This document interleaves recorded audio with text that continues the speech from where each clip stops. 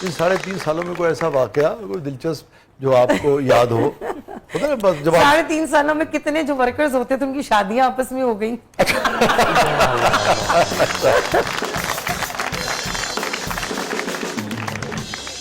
बहुत कुछ हुआ, बहुत चीजें हुई उस ड्रामे के दरमियान। आग लग गई एक दफा तो हम परफॉर्म मजे से कर रहे हैं और सब भाग रहे हैं। हमने कहा पता नहीं क्या हुआ है। हॉल में जी तो बैक स्टेज पे, अच्छा। ऊपर आग लग चुकी भी थी, किसी वजह से लग गई, कुछ शॉर्ट सर्किट हुआ तो आग लग गई। अब सब भाग रहे हैं और मैं बड़े मजे से वो चांद वाला सीन कर रही हूँ, ऊपर चढ़ के ना, वो था भी सीढ़ियां लगा के, डबल स्टोरी सेट था।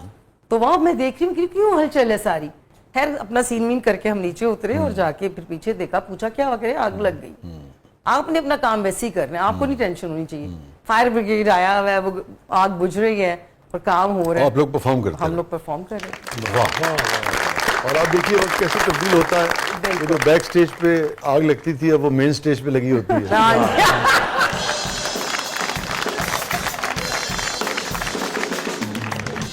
ऐसा अच्छा काम, अफसोस की बात है, रियली बड़ा अफसोस होता है।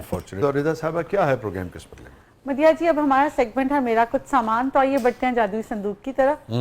चलें। सिक्का कई दे तेल च मच्छी तल रही थी। इतनी प्यारी लड़की है। कौन? ये ठीक है, नाल ले जाओ। तो ठीक है, मैं अपने साथ ले जाती हूँ। सदके जाऊं, अल्लाह आपको जिंदगी दे, तेरी तो सुनी गई। रिदा मगर आप कुछ कह रही थी, कुछ पूछना चाह रही थी आप मदिया साहब? जी जी जरूर। मदिया जी अभी बात हो रही थी, गुलजार साहब जो है वो आपका ड्रामा जन्म जन्म की मैली चादर देखने आना चाहते थे, तो उन्होंने आपको इजाजत मूवी में ऑफर नहीं किया? हेलो। काश मैं उस वक्त होती और मैं जरूर मूवी करती, रियली इतनी खूबसूरत मूवी थी। मगर उस वक्त हम थे ही नहीं। इजाजत तो पहले बनी होगी? इजाजत बहुत पहले बनी। मुझे इंडिया से ऑफर हुई थी मोहरा मूवी की। अच्छा अच्छा अच्छा अच्छा। अक्षय कुमार के साथ। मस्त इन पे होता। तो चीज बड़ी है मस्त मस्त। मोहरा तब की है जब तुम्हारा सोहरा भी जवान था।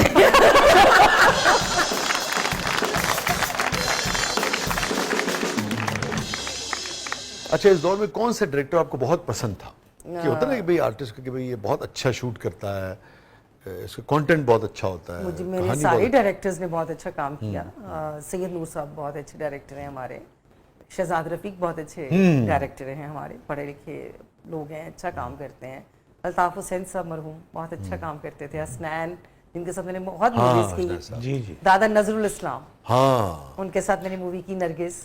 नजरुल इस्लाम साहब जी, अच्छा नजरुल इस्लाम साहब की मैंने मूवी की। हाँ। टाइटल था मेरा नरगिस का। हाँ। और सभी हसन अस्करी साहब। क्या खास बात थी, क्या मुख्तलिफ बात थी नजरुल इस्लाम साहब के काम में? नजरुल इस्लाम साहब किसी चीज के साथ कंप्रोमाइज नहीं करते थे।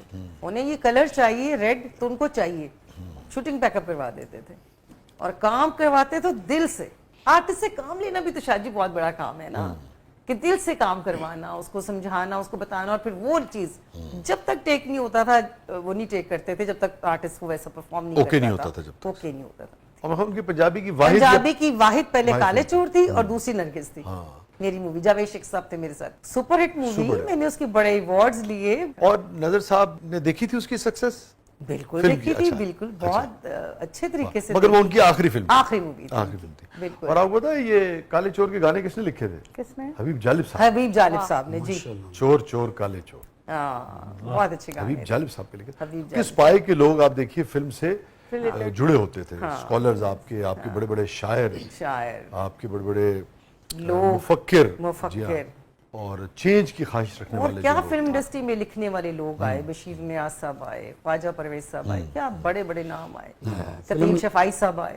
तो अभी जालिब साहब का जिक्र हुआ, इतना बड़ा गैर मामूली अवामी शायर, इतना बड़ा डेमोक्रेट, इतना बड़ा दानिश्वर, आपकी कभी मुलाकात हुई थी? स्टूडियोज में जब आते थे अक्सर, व्हाइट पजामा, व्हाइट कुर्ता पहना होना, और एक उनके पास रेड कलर का वो होता था बैग उनका ना, लेदर का, उसके अंदर सारी चीजें होनी, डायरी वगैरह। हाँ, और क्या हाल है बेटा, कैसे हो आप लोग, और हम उन्हें बड़ी हसरत से देखते थे, सभी उनको देखते थे, क्योंकि जाहिर सी बात है उनकी शख्सियत ही ऐसी, रिस्पेक्ट करते थे, बहुत बहुत रिस्पेक्टेबल इंसान थे माशाल्लाह। जी रिदा,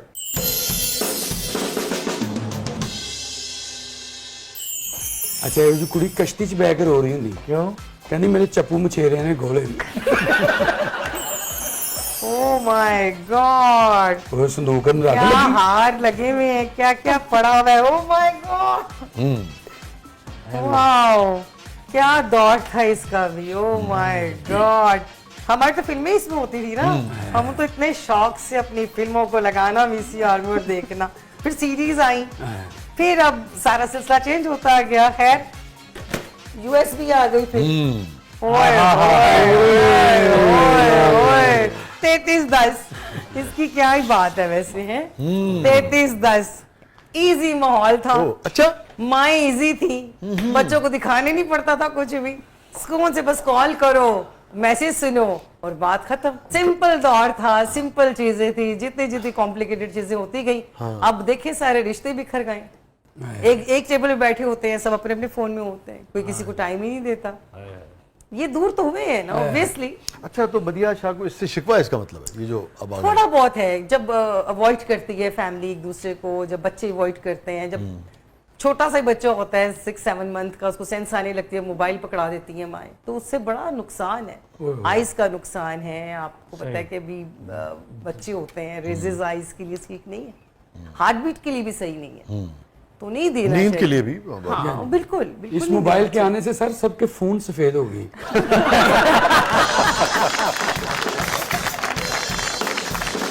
वसीम, आपने नए फोनों पे भी तो शेयर कहा था। हाँ, वो नए फोन आते तो नए नए वो भी आते, पहले वो गिला शिकवा हो जाता तो लोग दिल में बात रखते थे। अब आपने देखा होगा वो 4 साल बाद वो आपको व्हाट्सएप को मैसेज में निकाल के भेजता है। मैंने कहा था जो कैफ साहब बात करते हैं कि नए जमाने के हैं लोग, रंजिशें बातें, नए जमाने के हैं लोग, रंजिशें बातें, ये अपने दिल में भी रखते हैं, अपने फोन में भी। हाय हाय, वाह वाह वाह वाह वाह वाह वाह, बहुत आला।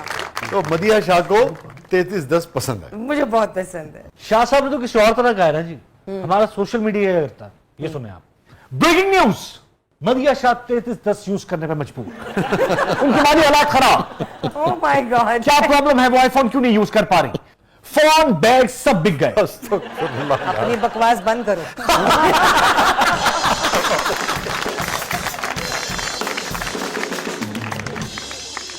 रेदा, और जो कुड़ी कराटे सीख लेंदी तो छोटी भैन को थप्पड़ खाई जाती।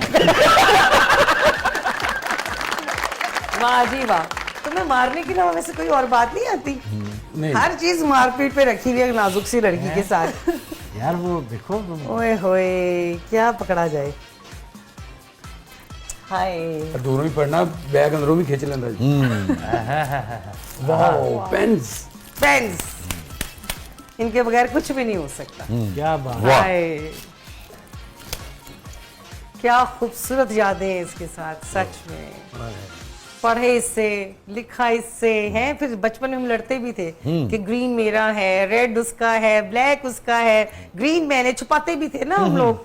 हाय, क्या यादें हैं, क्या इससे हम लिखते थे, हैंड राइटिंग सेट कर रहे हैं, जिसकी अच्छी हैंड राइटिंग होगी उसको मार्क्स मिलेंगे। इससे बड़ी यादें, बहुत खूबसूरत यादें, इसी से लिखा गया सब कुछ। तो देखिए, कलम से मुझे याद आ गया, कलम हो तेग यानी तलवार, हाँ, कलम हो तेग हो तेशा के ढाल मत छीनो। जिसका भी जो हुनर होता है मदिया, कलम हो तेग हो तेशा के ढाल मत छीनो, वाह, कभी किसी से किसी का कमाल मत छीनो। यार आप ये देखिए, जो पुराने जमाने ऐसे नहीं कि बहुत पुरानी है, मगर एक पूरा दौर था ना ये 90s का, उसका उसमें बड़ा। अब देखना, अगर आपने जालिब साहब के साथ काम किया है, आप ऐसे प्रोजेक्ट्स का हिस्सा रही हैं जिसमें हबीब जालिब ने लिखा है, तो क्या वो लोग होंगे, क्या जमाना होगा ना।